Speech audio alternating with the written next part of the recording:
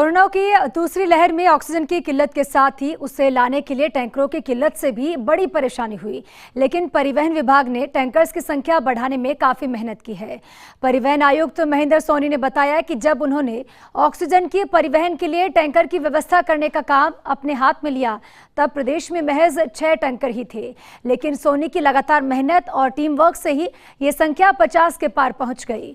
महेंद्र सोनी से खास बातचीत की हमारे सहयोगी शिवेंद्र सिंह परमार ने।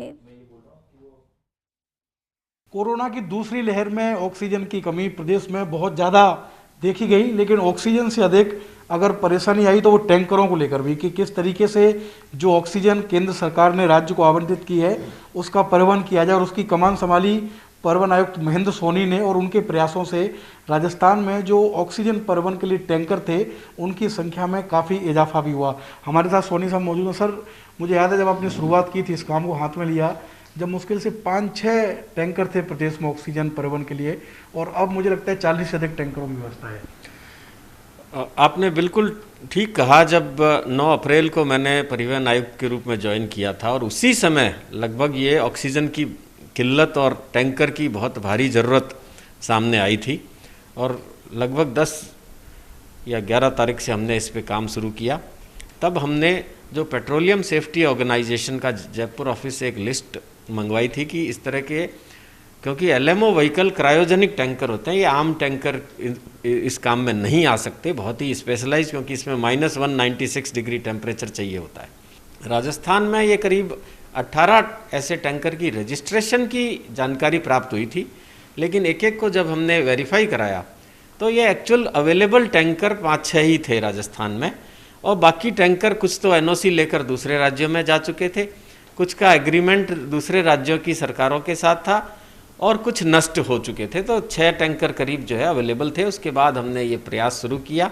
आज हम कह सकते हैं कि 54-55 टैंकर हमारे पास में है।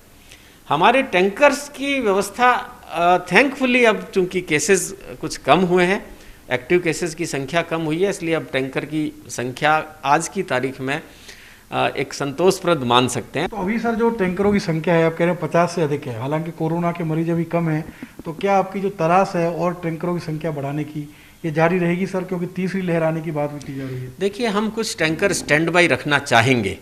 ऐसा ना हो कि कहीं हम एक संतुष्टि का भाव लेकर बैठ जाएं और कोई कोरोना के पेशेंट फिर बढ़े और इस तरह की दोबारा स्थिति ना आए। मेरे अलावा राज्य सरकार भी जो हॉस्पिटल में प्लांट लगाकर स्थायी व्यवस्था करना, कंसंट्रेटर को चाहे देश से या विदेश से आयात करके और उनकी व्यवस्था करके, और जो स्थायी स्रोत है अस्पतालों पे और सीएचसी और पीएचसी लेवल तक जो इनको स्ट्रेंथनिंग करके, तो पूरी उम्मीद है कि एकाध और अधिकतम 2 महीने हमारे नगरीय निकायों में भी कोई 60 से ज़्यादा जो है ये प्लांट्स लगाए जा रहे हैं, उन्होंने भी टेंडर कर दिए हैं। उम्मीद है कि अब जो 2 माह के बाद स्थिति बनेगी उसमें हम लोग इस तरह की मारामारी शायद दोबारा फेस नहीं करनी पड़े।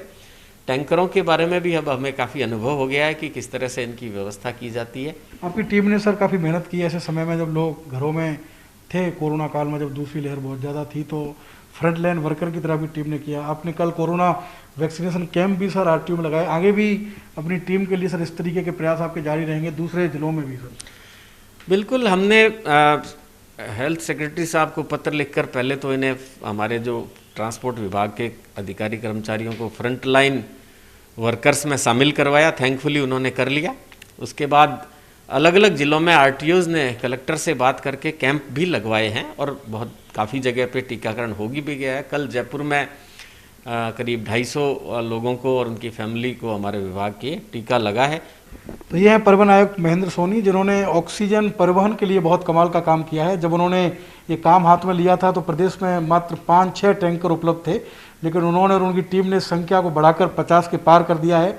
उन्होंने अपनी तमाम टीम का, आरटीओ, डीटीओ, इंस्पेक्टरों का भी धन्यवाद दिया है, जिन्होंने फ्रंट लाइन वर्कर बनकर कोरोना की दूसरी लहर में, ऐसे समय में जब संक्रमण का खतरा बहुत ज़्यादा था, सभी ने फील्ड में, चाहे वो टैंकरों को उनके गंतव्य तक पहुंचाना हो या टैंकरों की व्यवस्था करना हो, बहुत बेहतर काम किया है।